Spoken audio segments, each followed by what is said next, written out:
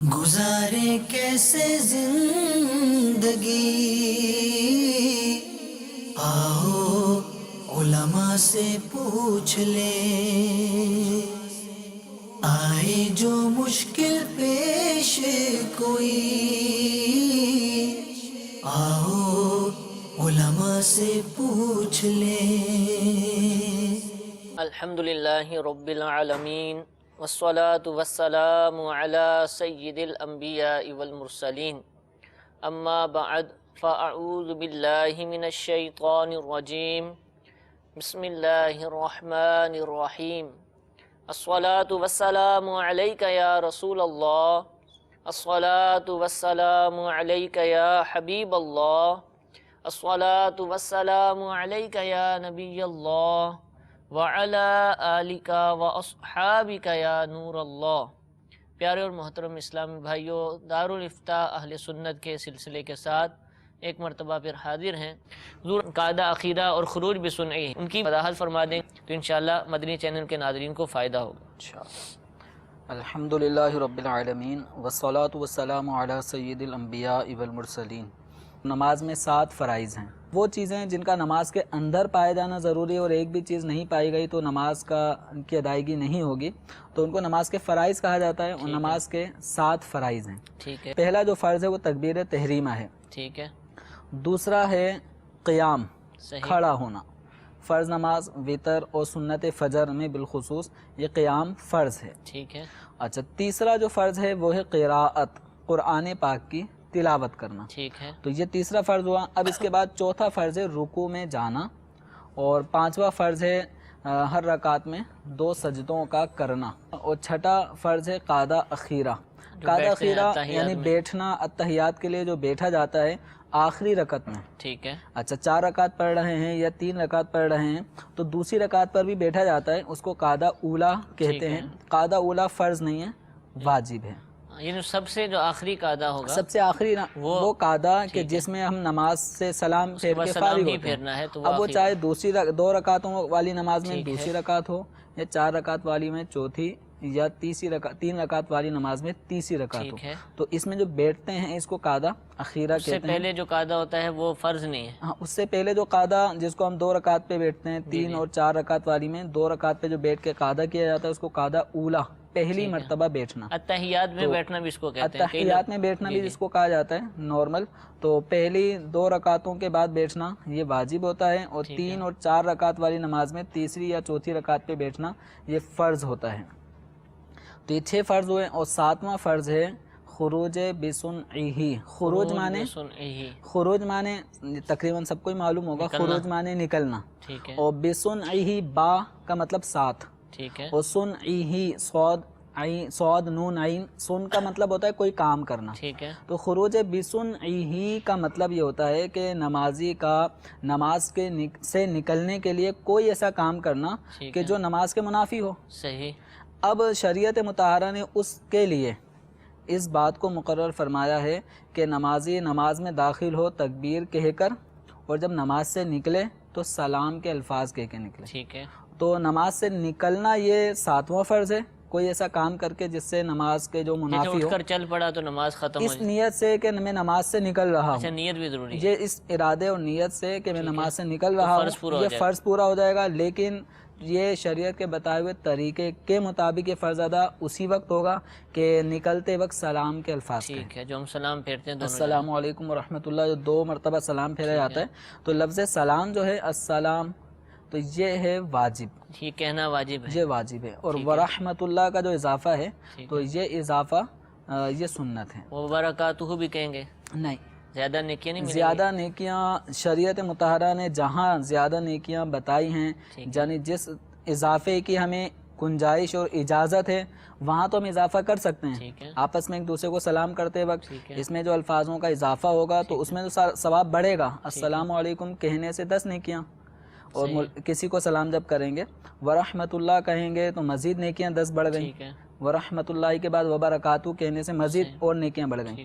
لیکن نماز کے اندر ایک چونکہ ہمیں طریقہ جو بتایا گیا ہے وہ نبی کریم صلی اللہ تعالیٰ علیہ وسلم نے نماز کا طریقہ بیان فرمانے کے بعد یہ فرمایا صلو کما رأیتمونی اصلی، صحیح، تو اب اس میں کمی بیشی کی گنجائش نہیں رہتی، کیونکہ فرمایا کہ جس طرح تم مجھے نماز پڑھتے ہوئے دیکھتے ہو صحیح اسی طرح نماز پڑھو. ٹھیک. جیسے تو آپ صلی اللہ تعالی علیہ وسلم نے ورحمۃ اللہ کے بعد وبرکاتہ نہیں یا فرمایا. ومغفرتہ کا اضافہ نماز کے سلام میں نہیں فرمایا. تو جب نہیں فرمایا تو اب اس اضافے کو نہیں کہا جائے گا. ٹھیک ہے. تو السلام علیکم ورحمۃ اللہ تک ہی پڑھا جائے گا. تو بہرحال نماز کے یہ 7 یہ فرائض. سلام جو ہے اگر کوئی سنے تو اس کا کوئی جواب تو نہیں ہے نا؟ ویسے تو سب نماز پڑھ لیں، لیکن کوئی ویسے کھڑا ہوا ہے تو کیا اس کو جواب دینا ہوگا؟ چونکہ اس میں جو نماز پڑھنے والا ہے اس نماز پڑھنے والے کا اس کی نیت یہ ہوتی ہے کہ جب وہ سلام کر رہا ہوتا ہے تو نماز سے نکلنا چاہتا ہے. نماز سے ایک تو نکل رہا ہے، ٹھیک ہے. لیکن ساتھ ہی ساتھ وہ نیت یہ کرتا ہے کہ دائیں طرف جتنے بھی نمازی ہیں، جماعت کے ساتھ نماز پڑھی جا رہی ہے تو دائیں طرف جتنے نمازی ہیں ان سب پہ سلام ہو. صحیح. پھر جو نام اعمال لکھنے والے فرشتے ہوتے ہیں جو نیکیاں لکھتے ہیں وہ سیدھی طرف مقرر ہیں، ٹھیک ہے. تو ان پر بھی سلام ہو. صحیح. تو وہ یہ نیت کر رہا ہوتا ہے تو فرشتوں کی طرف سے اس کو جواب ملتا ہی ٹھیک ہے. اور جو نمازی ہوتے ہیں وہ بھی نیت میں سلام کو چونکہ شامل کرتے ہی ہیں، تو بائیں طرف جب سلام پھیرے تو بائیں طرف کے نمازیوں کو اور اس طرف جو بائیں کندھے پر جو انسان کے گناہ لکھنے والے فرشتے مقرر ہیں ان کی نیت کرے. ٹھیک ہے. تو اب اس سلام کا جواب کہ امام نے سلام پھیرا تو پیچھے سے مقتدی نماز کے بعد کہیں وعلیکم السلام، یہ نہیں، یہ لازم نہیں. تو اس سلام کا جواب نہیں ہے، ٹھیک کیونکہ اصل میں یہ سلام ملاقات والا سلام نہیں ہے. صحیح. اس سلام کا جواب واجب ہوتا ہے جو سلام تحیت ہو. صحیح. یعنی ایک آدمی دوسرے سے ملاقات کی غرض سے جب جاتا ہے تو اب جب سلام کرتا ہے تو یہ سلام تحیت ہے، اس سلام کا جواب دینا واجب ہے. ٹھیک ہے. اچھا حضور یہ ارشاد فرمائیے کہ امام صاحب کے پیچھے قراءت نہیں کرنی ہے. جی. امام صاحب قراءت کریں گے تو خاموشی اختیار کرنی ہے. اب آپ نے فرمایا کہ لفظ سلام جو ہے یہ واجب ہے، یہ قراءت تو نہیں ہے، لیکن کیا مقتدیوں پر بھی واجب ہے کہ لفظ سلام ادا کریں، یا بس سر پھیر دیں اور امام صاحب نے سلام پھیر دیا تو لفظ سلام ان کا ہو گیا تو ہمارا بھی ہو گیا؟ اس کو بھی السلام علیکم کہنا پڑے گا؟ یہ لفظ سلام، جی السلام علیکم، مطلب یہ سلام کے الفاظ کہنا یہ واجب ہے نماز سے نکلنے کے لیے. صحیح. تو امام پر بھی واجب ہے اور مقتدیوں پر بھی واجب ہے، جو اکیلا نماز پڑھ رہا ہے اس پر بھی واجب ہے. تو یہ قراءت نہیں ہے. جو مقتدی کو منع کیا گیا ہے وہ قراءت کرنے سے منع کیا گیا ہے. قراءت ہمارے عرف میں قرآن پاک کی تلاوت کرنے کو کہا جاتا ہے، ورنہ قراءت کا معنی ہوتا ہے پڑھنا. ٹھیک ہے. اور لیکن جب ہم قراءت کے جو الفاظ نماز کے حوالے سے ذکر کرتے ہیں تو قراءت کا لفظ ہمارا یہاں پہ بالخصوص قرآن پاک پڑھنے کے لیے استعمال ہوتا ہے. تو نمازی جب امامت کے ساتھ کسی کی اقتداء میں نماز پڑھ رہا ہو تو اس کے لیے امام کے پیچھے قراءت کرنا جائز نہیں ہے. لیکن قراءت کے علاوہ رکوع سجود کی تسبیحات ہیں. امام کے سمیع اللہ لمن حمیدہ کہنے کے بعد مقتدی کا ربنا لک الحمد کہنا ہے. التحیات میں جاتا ہے، بیٹھتا ہے تو التحیات پڑھنا ہے، درود شریف پڑھنا ہے، دعا پڑھنا ہے. تو چونکہ یہ قراءت جو قرآن پاک کی تلاوت ہے وہ نہیں ہے تو اس لیے یہ منع نہیں ہے. تو لفظ سلام جو امام پھیرے گا تو مقتدی بھی یہ الفاظ کہے گا، یہ امام اور مقتدی دونوں کے لیے واجب ہے. تو بہت سارے ہمارے نمازیوں کی ایک تعداد ہے کہ جب وہ اپنے طور پہ نماز پڑھ رہے ہوتے ہیں تو کبھی ان کی طرف توجہ جاتی ہے کہ نماز میں دیکھتے ہیں، کبھی نظر پڑتے ہیں کہ یہ کچھ پڑھ رہے ہیں، نہیں پڑھ رہے، کس طرح پڑھ رہے ہیں. تو بس اوقات ایک تعداد ایسی بھی نمازیوں کی سامنے آئی ہے کہ ان کے لب بند ہوتے ہیں، خاموش، بالکل ہاتھ بندھے ہوئے ہوں گے، نگاہیں سجدے کی جگہ پر ہیں، سب کچھ ہے، توجہ ہے، وہ اتنی توجہ کہ منہ سے الفاظ بھی ادا نہیں کرتے. صحیح. منہ بند خاموشی کے ساتھ کھڑے ہوں گے. رکوع میں جائیں گے تو بھی ہونٹ ہلنے جنبش نہیں ہوگی انہیں. حتیٰ کہ کوئی سی بھی کیفیت ہو نمازی کی تو اس کیفیت میں ان کا ہونٹوں کا سلسلہ دیکھیں بند ہوتے ہیں. صحیح. تو یاد رکھیں ہونٹوں کو بند کرنے سے کا مطلب ہے کہ آپ کچھ پڑھ نہیں رہے، الفاظ ادا نہیں ہو رہے. اگر امام کے پیچھے ہیں اور قراءت کا موقع ہے تو چلیں اس وقت تو ہونٹوں کا بند ہونا سمجھ میں آتا ہے اور حکم بھی ہے. ٹھیک ہے. فَاسْتَمِعُوا لَهُ وَأَنصِتُوا، توجہ سے کان لگا کے قرآن سنو اور چپ رہو. تو اس موقع پر تو چپ رہنا سمجھ میں آتا ہے کہ حکم بھی ہے، لیکن جب اپنی نماز پڑھ رہے ہیں یا قراءت کے علاوہ رکوع سجود کا معاملہ ہے، التحیات کا معاملہ ہے، تو اس موقع پر بھی وہ چپ لگا کے بیٹھے ہوئے ہوتے ہیں اور دل ہی دل میں پڑھ رہے ہوتے ہیں. تو دل ہی دل میں پڑھنے سے پڑھنے کا عمل نہیں پایا جاتا. تو اس لیے اب نماز میں جس چیز کا پڑھنا فرض تھا جیسے قیام کی حالت میں تلاوت کرنا یہ فرض ہے، اس میں پھر واجبات اور سنتوں کی صورت بھی بن جاتی ہے. تو جس چیز کا پڑھنا فرض تھا وہ نہیں پایا جائے گا تو نماز کا فرض ادا نہ ہوا تو نماز نہیں ہوئی. جس چیز کا پڑھنا واجب ہے اور یہ چپ لگا کے کھڑا ہوا ہے، تو جیسے التحیات پڑھنا واجب ہے، سورہ فاتحہ پڑھنا واجب ہے، اب یہ سورہ فاتحہ نہیں پڑھتا اس کے بعد کوئی صورت نہیں ملاتا تو یہ واجبات میں اب سورہ فاتحہ پڑھ لی، فرض ادا ہو گیا لیکن صورت نہیں ملائی. التحیات نہیں پڑھتا، چپ لگا کے بیٹھتا ہے تو یہ واجب ادا نہیں کر رہا. تو جان بوجھ کر واجب چھوڑنے سے نماز نامکمل ایسی رہ جاتی ہے کہ سجدہ سہو سے بھی اس کی تلافی نہیں ہو سکتی. صحیح. تو اس صورت میں بعض لوگوں کا یہ ذہن کہ وہ دل ہی دل میں سب کچھ پڑھ رہے ہوتے ہیں تو یہ درست طریقہ نہیں ہے. آواز سے پڑھیں، اتنی آواز ضروری ہے کہ شور و غل نہ ہو رہا ہو. جیسے بس اوقات فیکٹری میں نماز پڑھ رہے ہیں یا یعنی ٹریفک کے قریب کوئی مسجد ہوتی ہے، روڈ کے قریب تو بہت زیادہ جنریٹر چل رہا ہے تو شور و غل ہو رہا ہوتا ہے. تو اس میں اگر پڑھ بھی رہے ہوتے ہیں، جیسے اس وقت نارمل میں جس انداز میں بات کر رہا ہوں، مسئلے بیان کر رہا ہوں، تو یہ آواز بھی اتنے شور میں کبھی دب سکتی ہے. تو شور و غل نہ ہو تو اتنی آواز نکالنا ضروری ہے قرات کے لیے یا کوئی بھی دعا وغیرہ پڑھنے کا جہاں موقع ہو پڑھنے کے لیے کہ اپنے کانوں تک آواز پہنچے. ٹھیک ہے. اب شور ہو رہا ہے، آپ پڑھ اتنی انداز میں رہیں کہ اگر شور نہ ہوتا تو اپنے کانوں تک آواز آتی، لیکن شور ہونے کی وجہ سے آپ اپنی آواز نہیں سن پا رہے تو اس میں مذائقہ نہیں ہے. تو یہ اپنی اتنی آواز سے پڑھنا یہ ضروری ہوتا ہے. ٹھیک. اور اتنی آواز سے پڑھنا اور درست پڑھنا یہ بھی ضروری ہے. حضور سوالات جو آئے تھے ہمارے پاس ان میں سے پہلا سوال آپ کی طرف بڑھاتا ہوں کہ پینٹ پہننے والا نماز پڑھتے وقت اپنے ٹخنے کس طرح ظاہر کرے گا؟ لوگ پینٹ پہنتے ہیں، لمبی ہوتی ہیں عموماً پینٹیں، تو اب بعض لوگ جو ہے نا نیچے سے اس کو فولڈ کرنا شروع کر دیتے ہیں. تو کیا ٹخنے ظاہر کرنا ضروری ہے؟ اس میں کیا احتیاطیں ہونی چاہیے؟ لیکن مرد کے لیے یہ مستقل ایک سنت ہے کہ وہ اپنے ٹخنوں کو ظاہر کرے. مستقل سنت نماز کے علاوہ بھی، نماز ہو غیر نماز، مردوں کے لیے. مردوں کے لیے ٹھیک ہے. خواتین کو جبکہ ٹخنے چھپانا ضروری ہیں. صحیح. لیکن معاملہ اس کے برعکس اب فیشن جو چل پڑا ہے، خواتین کے پائچے اونچے ہوتے جا رہے ہیں، مرد حضرات اپنے پائچے نیچے جوتوں کے اندر بلکہ روڈوں پہ مطلب رگڑتے ہوئے جا رہے ہیں. یہ ایک فیشن بن چکا ہے، غلط ہے یہ طریقہ. اور اسی بنا پر کہ جب مردوں نے اصل سنت کو چھوڑا کہ اپنے ٹخنوں کو جو ظاہر کرنا ان کے لیے سنت تھا، تو مرد حضرات نے اپنے ٹخنے چھپانا شروع کر دیے. تو اب یہ نماز کے بھی مسائل آ جاتے ہیں. اب جب یہ نماز پڑھتے ہیں تو اس وقت پھر عوام کا ایک ذہن ہوتا ہے کہ نماز میں تو ٹخنے دکھانے چاہیے. اب اس ٹخنوں کو دکھانے کے لیے پھر انہوں نے کیا کیا کہ پائچے نیچے سے فولڈ کرنا شروع کر دیے پینٹوں میں، اور شلواروں میں یہ کرنا شروع کر دیا کہ نیفے کی طرف سے اڑستے ہیں. ٹھیک ہے. یعنی اونچا کر لیتے ہیں، باقاعدہ اس کا نماز سے پہلے اہتمام نماز سے پہلے باقاعدہ اہتمام شروع کر دیا. وہ یہ کہ سنت تھی مرد کے لیے ٹخنے ظاہر کرنا. اب سنت کو جب چھوڑا عملاً تو اس کا نتیجہ کیا ہوا کہ انسان کراہتوں میں نماز پڑھتے وقت بھی کراہتوں کا شکار ہو گیا. صحیح. کس طرح کہ اب یہ ٹخنے اگر ظاہر کرنے کے لیے فولڈ کرتا ہے نیچے سے پائچے کو یا شلوار کو نیفے کی طرف سے اڑستا ہے تو یہ کپڑے کو فولڈ کرنا کہلائے گا، کپڑے کو موڑنا کہلائے گا. اور حدیث مبارکہ میں بخاری شریف میں متعدد مقام پر یہ حدیث موجود ہے کہ مجھے 7 ہڈیوں پر سجدہ کرنے کا حکم دیا گیا. اور اس کے ساتھ ساتھ مزید 2 باتیں آپ صلی اللہ تعالی علیہ وسلم نے ارشاد فرمائی کہ اس بات کا بھی حکم ہے کہ میں اپنے بالوں کو نہ سمیٹوں، یعنی مرد کو جوڑا بنانا بالوں کا یہ منع ہے. اور تیسری بات یہ ارشاد فرمائی کہ میں اپنے کپڑوں کو نہ سمیٹوں. ٹھیک ہے. تو کف صوب کپڑے کو فولڈ کرنا تو اس سے منع کیا گیا ہے.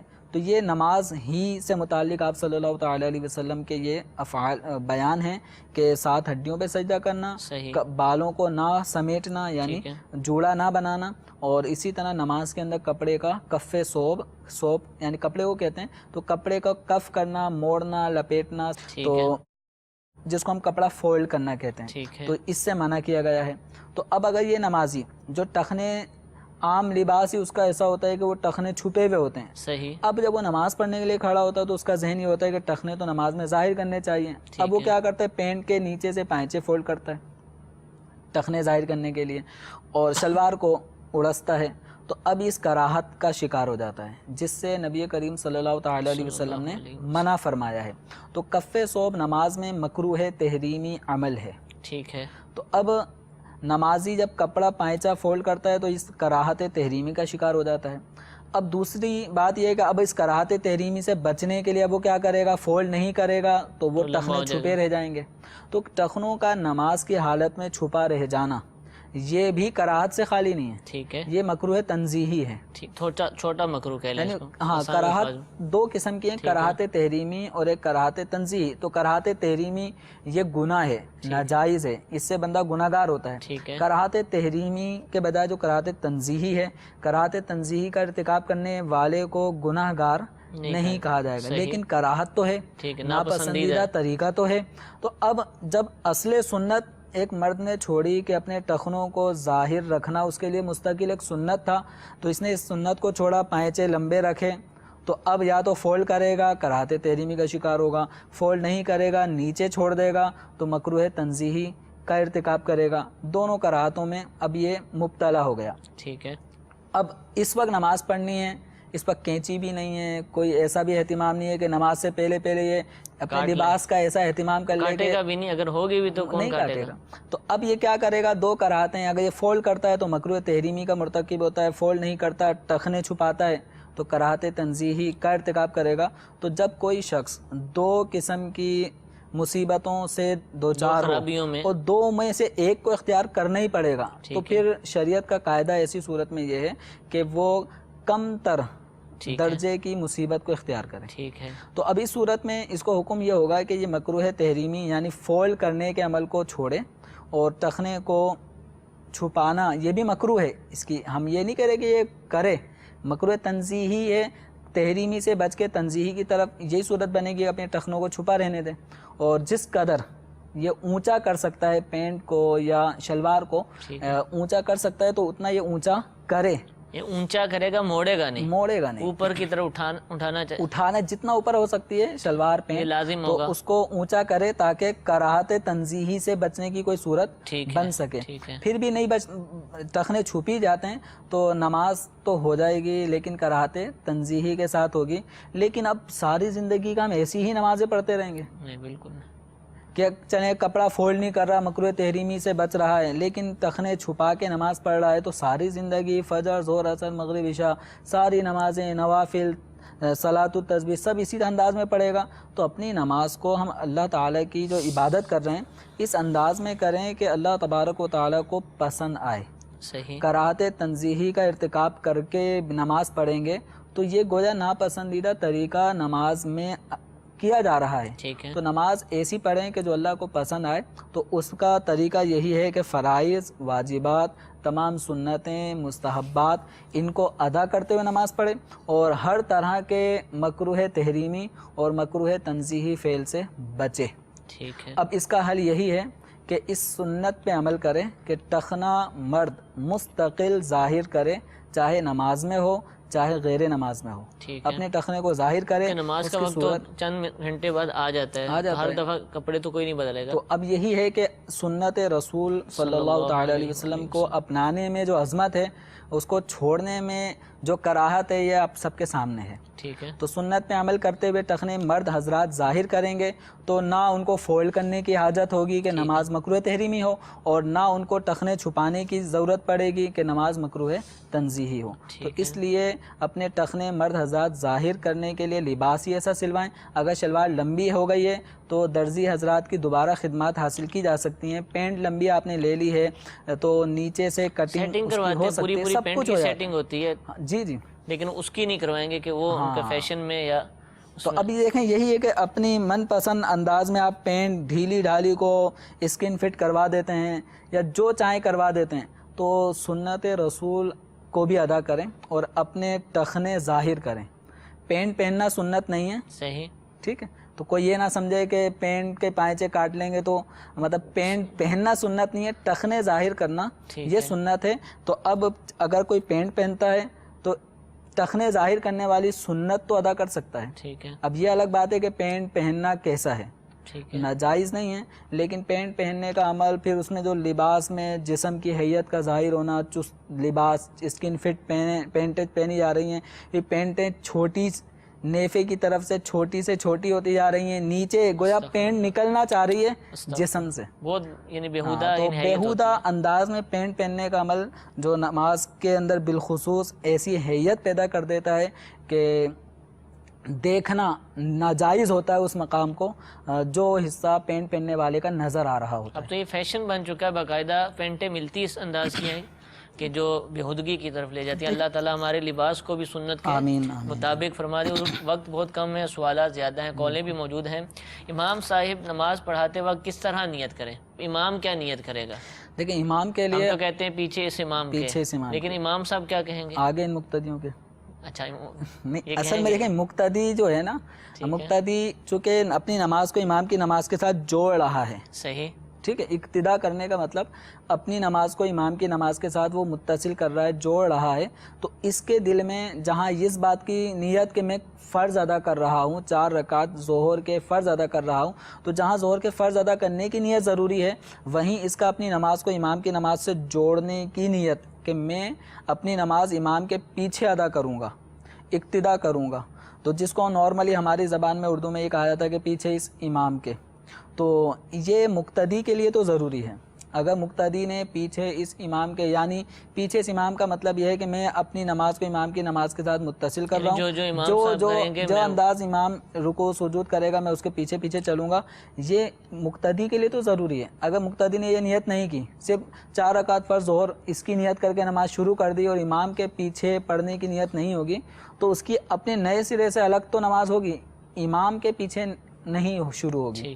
تو جبکہ امام کے لیے یہ نیت ضروری نہیں ہے کہ میں ان مقتدیوں کو نماز پڑھاؤں گا، ان سب کے آگے ہوں تو یہ پڑھاؤں گا، یہ نیت ضروری نہیں ہے۔ ہاں البتہ امامت کی نیت کرے گا کہ میں چونکہ اللہ تعالیٰ نے منصب دیا تو اب میں ان سب کا پیشوا اور امام ہوں، تو میں اپنے پیچھے مقتدی جو کھڑے ان سب کی امامت کروں گا، اور نماز کی امامت کرنا یہ رسول اکرم صلی اللہ تعالیٰ علیہ وسلم کی سنت مبارکہ ہے، تو اس لیے میں لوگوں کی امامت کر کے اس امامت پر جو ثواب ہے وہ حاصل کروں گا۔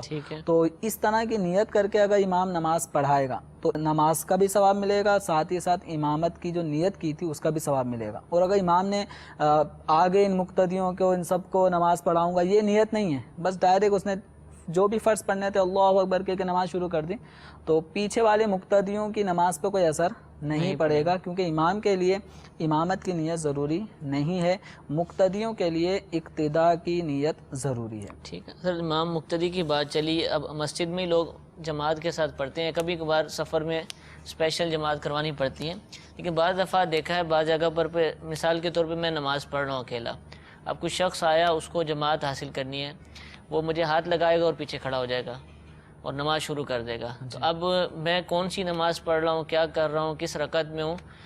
مثال کے طور میں عصر مغرب کی نماز کے بعد کوئی بھی نماز پڑھ رہا ہوں تو وہ یہ مغرب کی اقتدا کر کے میرے پیچھے کھڑا ہو جائے گا، یعنی اس کو اس سے غرض نہیں ہے، بس اس کو یہ ہے کہ مجھے جماعت مل گئی ہے۔ کئی دفعہ یہ دیکھا ایسا ہوتا ہے، بعض لوگ کرتے ہیں ایسا، تو کیا یہ صحیح طریقہ ہے، کیا ہونا چاہیے؟ دیکھیں اقتدا کے لیے یہ ضروری ہے کہ امام کی نماز مقتدی کی نماز سیم ایک جیسی ہو۔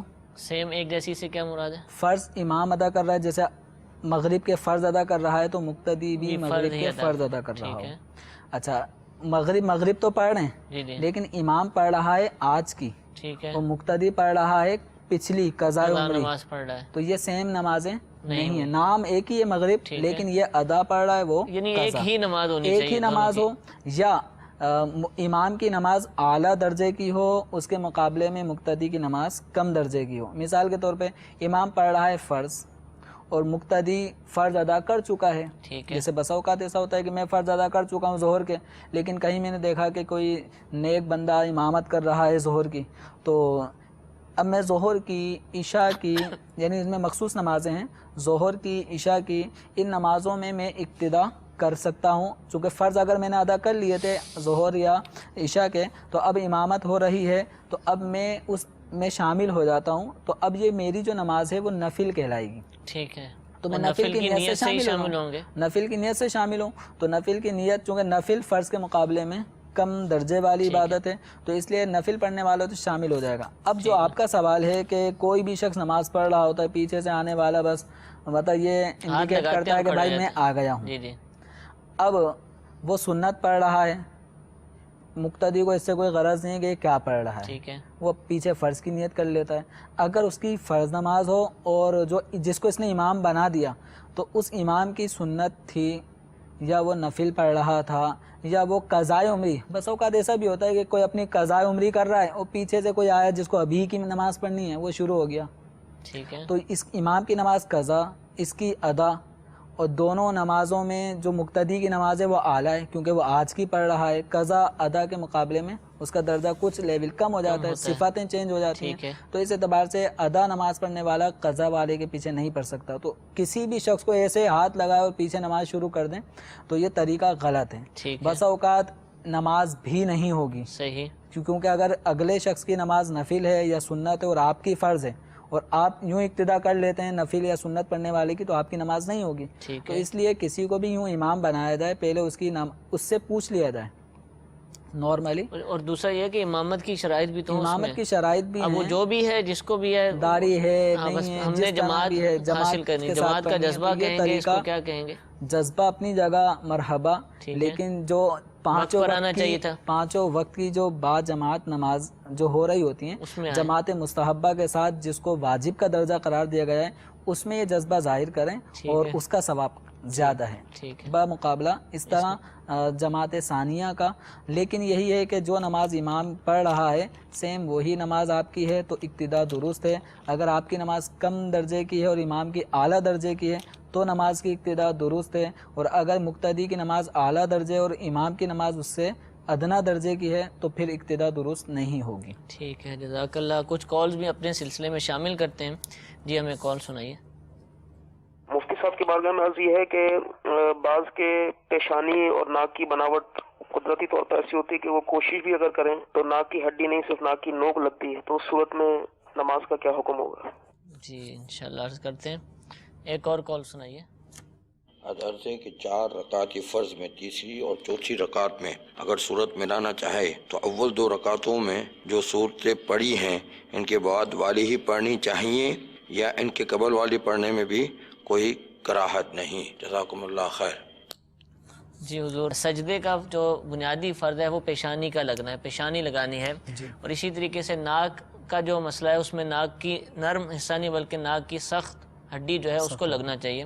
اب یہ فرما رہے ہیں کہ کسی کی جو بناوٹ ہی قدرتی طور پر ایسی ہے کہ اس کا ناک کا نرم حصہ ہی لگتا ہے، بڑی ناک ہے، لمبی ناک ہے، ہڈی نہیں لگتی ہے، کیا کریں گے اس صورت میں؟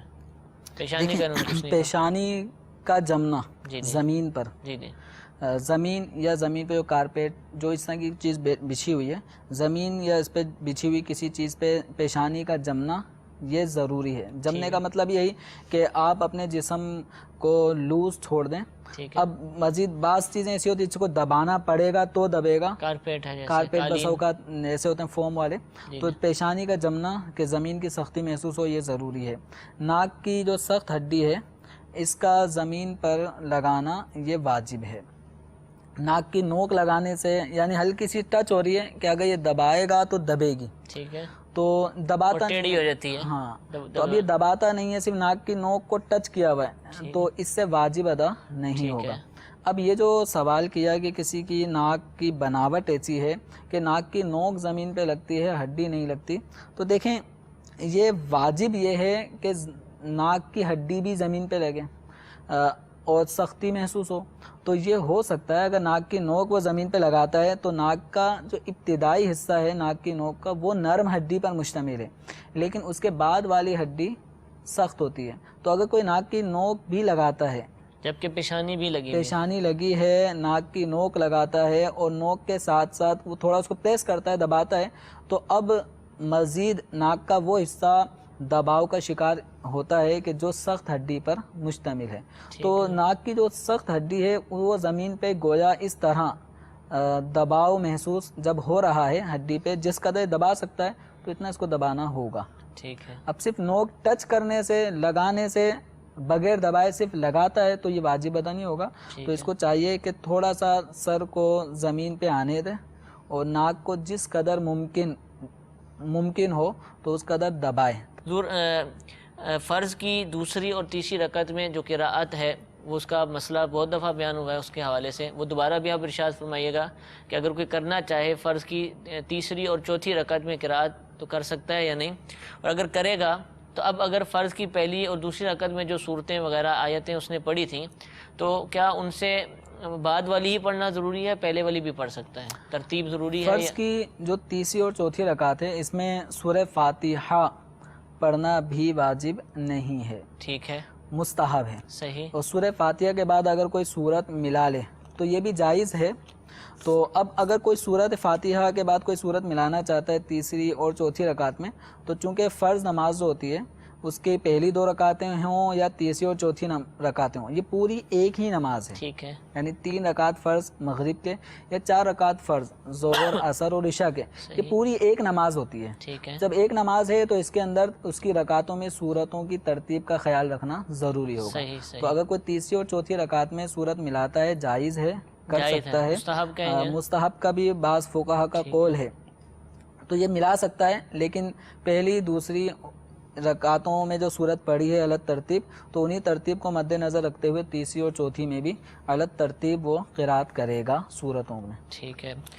سوال جو ہمیں موصول ہوا تھا کہ بعض اوقات امام صاحب رکوع میں جانے سے پہلے اللہ اکبر کہتے ہیں، بلکہ ہر دفعہ ہی کہتے ہیں، یعنی اللہ اکبر کہتے ہیں اور اس کے بعد آرام سے رکوع کرتے ہیں، یعنی ان کی جو جسمانی ہے یہ تو بڑے آہستہ آہستہ یہ کام بعض اوقات ہوتا ہے، اللہ اکبر تو کہہ دیتے ہیں لیکن آہستہ آہستہ آہستہ رکوع میں جاتے ہیں۔ اب مقتدی جو ہیں انہوں نے اللہ اکبر ہی سننا ہے، وہ سنتے ہی جو ہے نا فوراً رکوع میں چلے جاتے ہیں، تو امام سے پہلے رکوع ہو جاتا ہے۔ تو یہ ایسا کرنا کیسا، کیا کرنا، اور امام صاحب کو کیا کرنا چاہیے، یہ بھی ارشاد فرما دیں۔ اقتداء کا مطلب ہے پیچھے پیچھے چلنا۔ اگر کوئی بندہ آگے نکل جاتا ہے تو اس کو کیا کیا جاتا ہے، پیچھے پیچھے رہو۔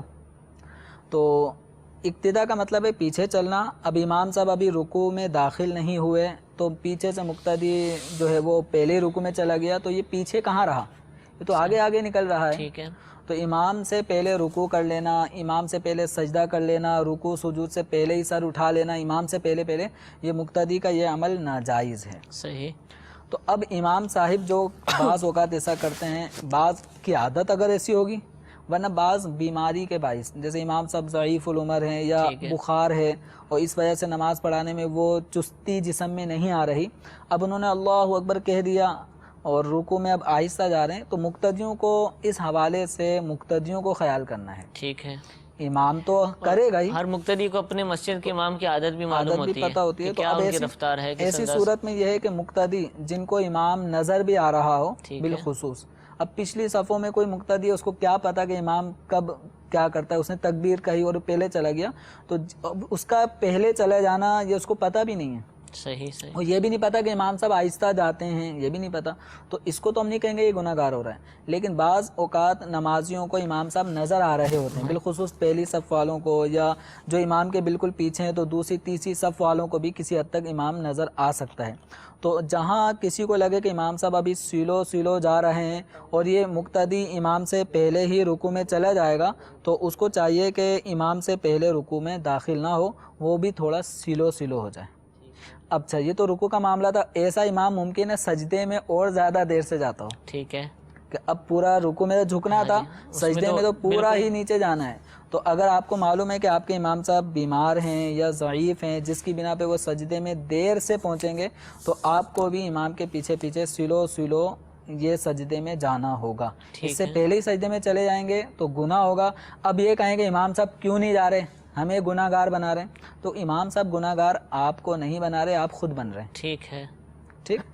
البتہ امام کے لیے یہی ہے کہ اگر بیماری نہ ہو، کوئی عذر نہ ہو، تو وہ اللہ اکبر رکوع میں جانے کے لیے کہے گا، تو لفظ اللہ جب یہ کہنا شروع کرے تو اس وقت جھکنا شروع کرے، اور جب اکبر کہے تو اس وقت وہ مکمل رکوع میں داخل ہو چکا ہو۔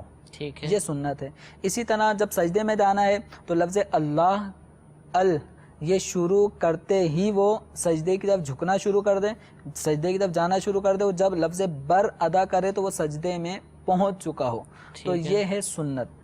اس سنت کی ادائیگی عام طور پہ امام حضرات نہیں کر رہے ہوتے، وہ تکبیر پہلے ہی کہہ چکے ہوتے ہیں، اس کے بعد میں پھر رکوع میں جاتے ہیں یا سجدے میں جاتے ہیں، تو یہ پھر امام اور مقتدیوں کا یوں آگے پیچھے ہونے کا معاملہ ہو جاتا ہے۔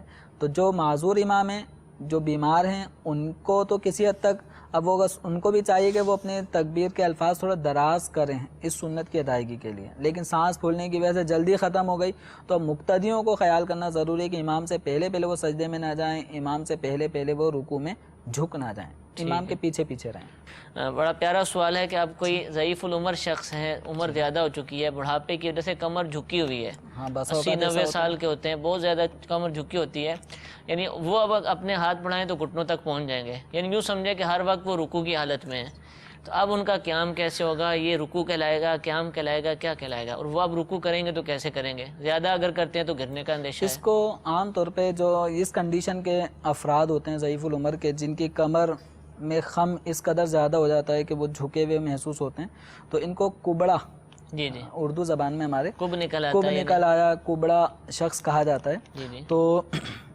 اب یہ چونکہ سیدھا بھی ہونا چاہے گا تو نہیں ہو سکتا، جسم ہی ایسا ہو چکا، وہ اس طرح ڈھل چکا ہے، جھکا ہو چکا ہے، تو اب اس کا قیام یہی ہے، رکوع بھی یہی ہے، لیکن جس حالت میں کھڑا ہے یہ قیام ہے، مطلب اس کا کنڈیشن یہ کہ وہ اپنے ہاتھوں کو اگر پھیلاتا ہے تو گھٹنوں پہ رکھ لیتا ہے، آرام سے ہو جائے گا۔ تو اب نماز جب پڑھ رہا ہوگا اور حالت قیام میں ہوگا تو اس کو ہاتھ باندھنے، جس قدر وہ اٹھ سکتا ہے، اٹھنا ممکن ہو تو اس قدر اپنے سینے کو اٹھائے، ٹھیک ہے، تاکہ قیام کی طرف وہ کھڑا ہونا کہلائے، اور جب وہ رکوع کا مرحلہ ہو تو اپنے سر کو جھکا لیں۔ تو فقہ کرام نے ایسی صورت میں کہ جو جس کی کمر اس قدر جھک چکی ہے کہ وہ حالت رکوع یعنی ہاتھ بڑھاتا ہے تو گھٹنوں تک ہاتھ پہنچ جاتے ہیں، تو رکوع کی حد تک اس کی کمر میں خم آ چکا ہے، تو اب ایسے شخص کا قیام اور رکوع کا فرق یہ ہے کہ قیام میں چونکہ ہاتھ باندھے ہوں گے اس نے، اپنے سر کو جس قدر وہ اونچا کر سکتا اونچا کرے، ٹھیک ہے، کمر جس قدر اونچی کر سکتا اونچی کرے، جب رکوع کا مرحلہ ہو تو اب کمر کو تھوڑا نیچے کی طرف جھکائے، اپنے سر کو بھی جھکا لے، تاکہ سر کا اٹھانا یہ قیام کی علامت ہو، صحیح، اور سر کا جھکانا یہ رکوع کی علامت، تھوڑی سی پہچان ہو جائے، فرق کرنا ضروری ہے۔ جزاک اللہ۔ کیا ہاف شرٹ پہن کر نماز ہو جائے گی؟ ٹی شرٹ پہنتے ہیں نا ہاف بازو والی، تو اس میں کیا؟ ٹی شرٹ آدھے بازو والی جو شرٹیں ہوتی ہیں، بس اوقات قمیض بھی بعض لوگ اس طرح کی سلوا لیتے ہیں، پہنتے ہیں، تو ٹی شرٹ ہاف آستین کی قمیض یا شرٹ میں نماز پڑھنا جائز ہے، ٹھیک ہے۔ البتہ بس اوقات کوئی ایسا ہوتا ہے کہ جس کی عادت میں یہ شامل ہوتا ہے، وہ کہیں پہ بھی جائے، کسی بھی تقریب میں جائے، اس کو کسی طرح کی کوئی احساس نہیں ہوتا کہ میں نے کوئی عجیب سا لباس تو نہیں پہنا ہوا، تو نماز کی حالت میں اس طرح اگر کوئی کھڑا ہو کے نماز پڑھ لیتا تو نماز ہو جائے گی۔ البتہ بعض لوگ ایسے ہوتے ہیں جن کو آدھی آستین کی شرٹ ان کو عجیب سی لگتی ہے، فیل عجیب سا ہوتا ہے، تو اب وہ جب آدھی آستین کی شرٹ پہنیں گے، نماز پڑھیں گے، لوگوں کے سامنے جاتے ہوئے انہیں عجیب سا لگتا ہے، اب اللہ تعالیٰ کی بارگاہ میں جب وہ کھڑے ہو رہے ہیں تو بھی انہیں ایک فیل ہوتا ہے کہ میں صحیح طور پہ لباس نہیں پہنا ہوا، تو بہرحال نماز ہو جاتی ہے۔ ٹھیک ہے، جو ایسا ہے کہ جس کی روٹین میں یہ آدھی آستین کی شرٹ داخل ہے اور اس کو اس طرح پہننے میں کوئی احساس نہیں ہوتا، فیلنگ عجیب سی نہیں ہوتی، تو نماز میں پڑھ سکتا ہے اس طرح کی شرٹ پہن کے، اور جس کو محسوس ہوتا ہے کہ جیسے مثال کے طور پہ ہم ہیں پوری آستین پہنتے ہیں، اب اگر آدھی آستین کا لباس پہن کے باہر جانے میں عجیب سا فیل ہوگا، تو لوگوں کے سامنے جانے میں جب عجیب سا لگتا ہے وہ لباس، تو اللہ تعالیٰ کے دربار میں حاضری کے وقت بھی عجیب سا لگے گا، تو اس اعتبار سے مکروہ تنزیہی کا حکم دیا جائے گا ان افراد کے لیے جن کا یہ لباس معمول میں داخل نہیں ہے، تو ان کے لیے کراہت تنزیہی ہے، اور جن کی عادت میں شامل ہے اور ان کو کوئی فرق نہیں پڑتا وہ کہاں جا رہے ہیں کہاں نہیں جا رہے، تو ان کے لیے کراہت نہیں ہے۔ ٹھیک ہے، جزاک اللہ۔ اللہ تعالیٰ سے دعا ہے کہ ہمیں علم دین حاصل کرنے، اس کو یاد رکھنے، عمل کرنے، دوسروں تک پہنچانے کی توفیق عطا فرمائے، آمین بجاہ النبی الامین۔ صلو علی الحبیب صلی اللہ تعالی علی محمد صلی اللہ علیہ وسلم۔ گزارے کیسے زندگی، آؤ علماء سے پوچھ لیں، آئے جو مشکل پہ کوئی آؤ علماء سے پوچھ لیں